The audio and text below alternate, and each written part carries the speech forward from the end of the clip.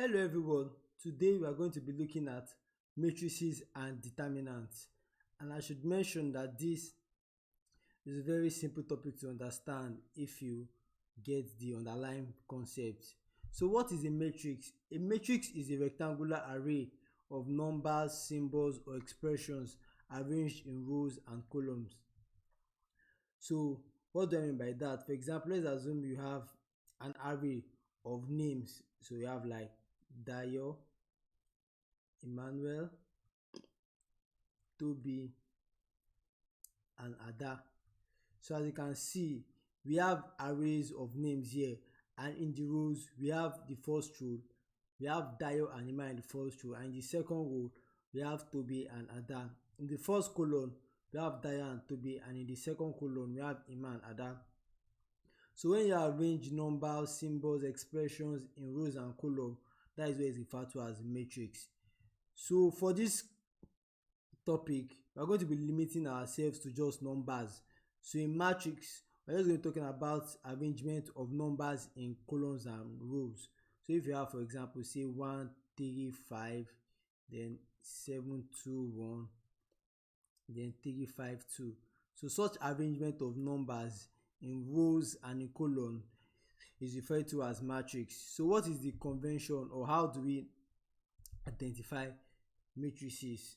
So now if we look at matrices, they contain elements, and those elements call them cells. So we have this cell. This is a cell that contains the element A11. This is another cell that contains the element A12, and so on and so forth. So how do we locate the cell of a matrix? So if you know, the horizontal part of the cell are called what? The rows. So here you have the rows. This is the first row, this is the second row, and this is the third row. Then the vertical lines are called the columns. So here you have the first column, you have the second column, and you have the third column, and so on. So let's take a look at this first cell now. In this first cell, we have the element in the first, this is the first row, and the column is the first row column. So this A base 1 1 1 1 here indicates the row position and the column position. So when I write A11, the first number represents the row position, and while the second number represents the column position. So what does this mean? It means that this element is located in the first row and the first column.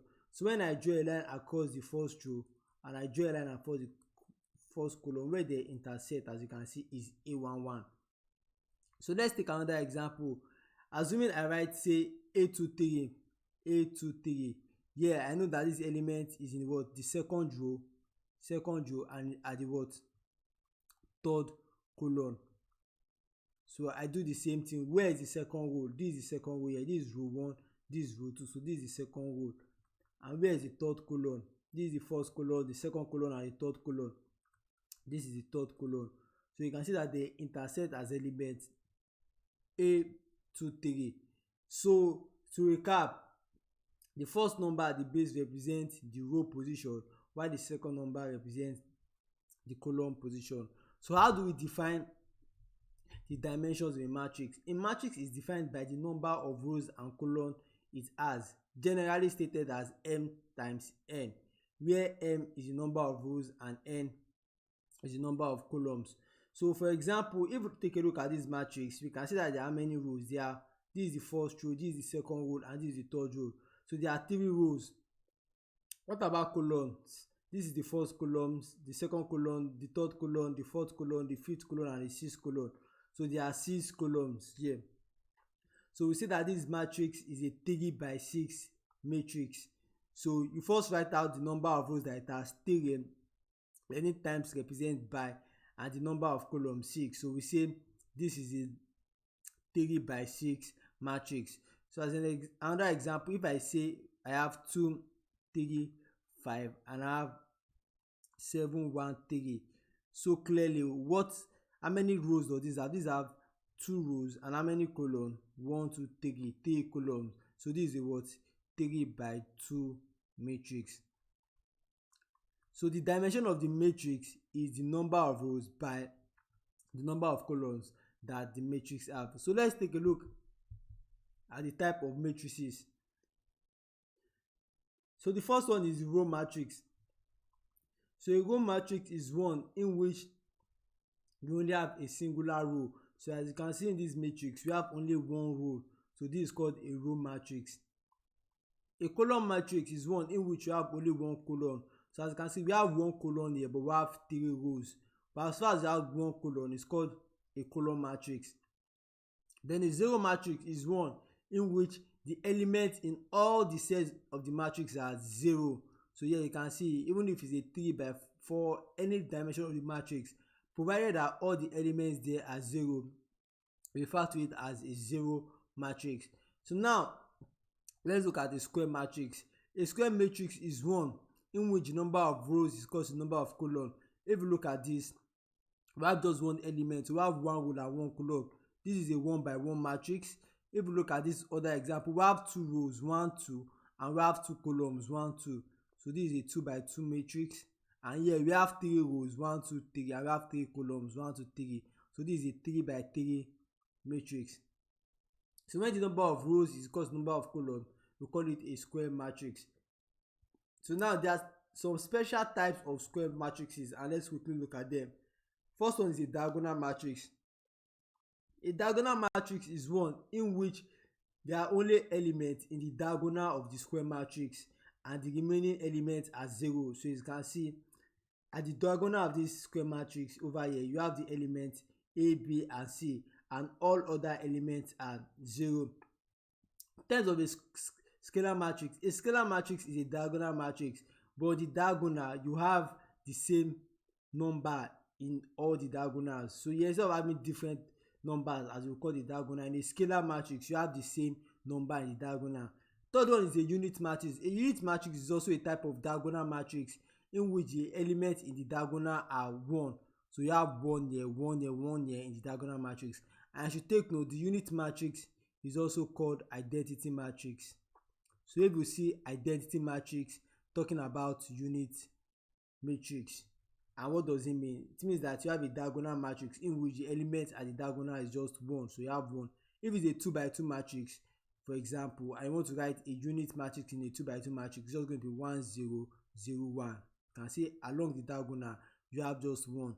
Along the diagonal you have 1, 1, 1.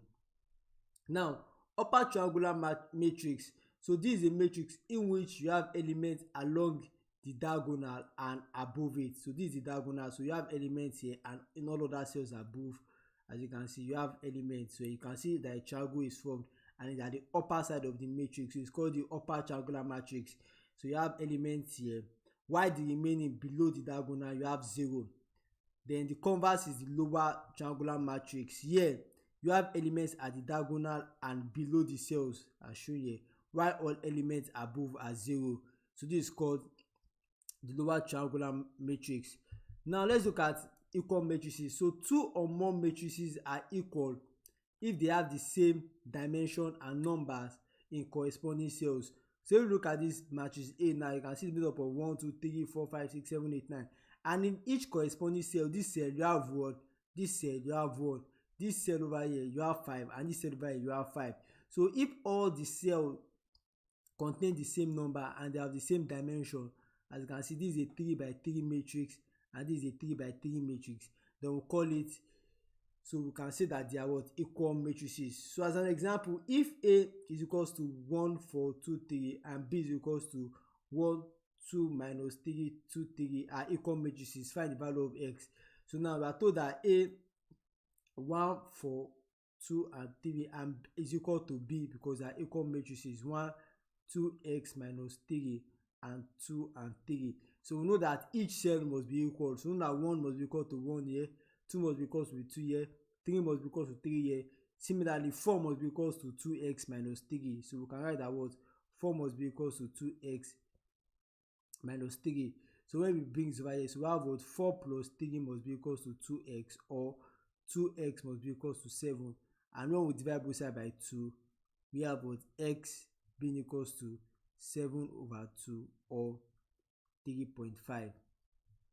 So in this module, we are going to be looking at the algebra of matrices. How do we add, subtract and multiply matrices together? Then we'll be talking about the concept of determinants of matrices. Then I will show you how to find the inverse of 2 by 2 matrix. I'm going to limit our discussion to 2 by 2 matrices because that is what is required for us for JAMB.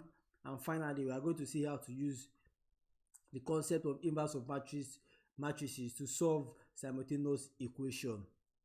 So let's get started.